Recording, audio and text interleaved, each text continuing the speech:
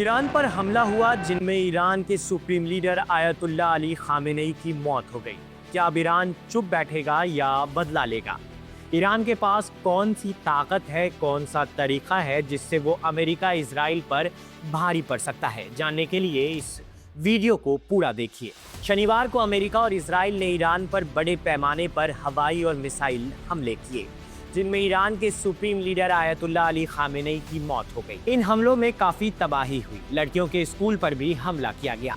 इसके बाद ईरान चुप नहीं बैठा। ईरान ने जवाबी कार्रवाई शुरू कर दी। ईरान ने कई देशों में मौजूद अमेरिकी ठिकानों को और इजराइल को निशाना बनाया। ईरान अमेरिका और इजराइल के सामने अगर डटकर खड़ा होता है तो उसकी बहुत बड़ी वजह ईरान की मिसाइली ताकत है। ईरान की वायुसेना ऐसे तो बहुत आधुनिक नहीं है, लेकिन उसकी मिसाइली ताकत मिडिल ईस्ट की सबसे बड़ी और मजबूत मानी जाती है। ईरान के पास 3 तरह के बड़े हथियार हैं: शॉर्ट रेंज मिसाइलें, मीडियम रेंज मिसाइलें, क्रूज मिसाइलें और ड्रोन। सबसे पहले बात करते हैं शॉर्ट रेंज मिसाइलें की। इसका रेंज लगभग 150 से 800 किलोमीटर है। इनका इस्तेमाल आसपास के सैन्य ठिकानों पर तेज हमले के लिए किया जाता है। 2020 में जब अमेरिका ने जनरल कासिम सुलेमानी को मारा था तो ईरान ने इराक के ऐन अल असद एयरबेस पर यही मिसाइलें दागी थी। उस हमले में 100 से ज्यादा अमेरिकी सैनिकों को ब्रेन इंजरी हुई थी। इसके बाद ईरान के पास है मीडियम रेंज मिसाइलें, जो नक्शा बदलने वाली ताकत मानी जाती है। इसका रेंज 1500 से 2000 किलोमीटर होता है। ईरान इनसे Israel, Qatar, Bahrain, Kuwait, Saudi Arab और यूएई में मौजूद अमेरिकी ठिकानों तक आसानी से पहुंच सकता है।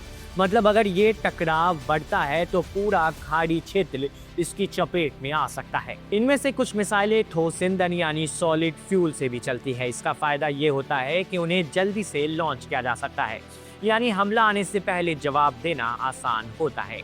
इनके अलावा ईरान के पास क्रूज मिसाइलें और ड्रोन भी हैं। क्रूज मिसाइलें जमीन के करीब उड़ती है, रडार से बच सकती है और एयर डिफेंस सिस्टम को भ्रमित कर सकती है। ड्रोन ऐसे तो हल्के होते हैं, लेकिन अगर सैकड़ों की संख्या में भेजे जाएं तो वे एयर डिफेंस को थका सकते हैं। यही रणनीति ईरान सबसे ज्यादा इस्तेमाल कर रहा है। ईरान के पास एक और हथियार है, स्ट्रेट ऑफ हॉर्मुज का यानी आर्थिक बम।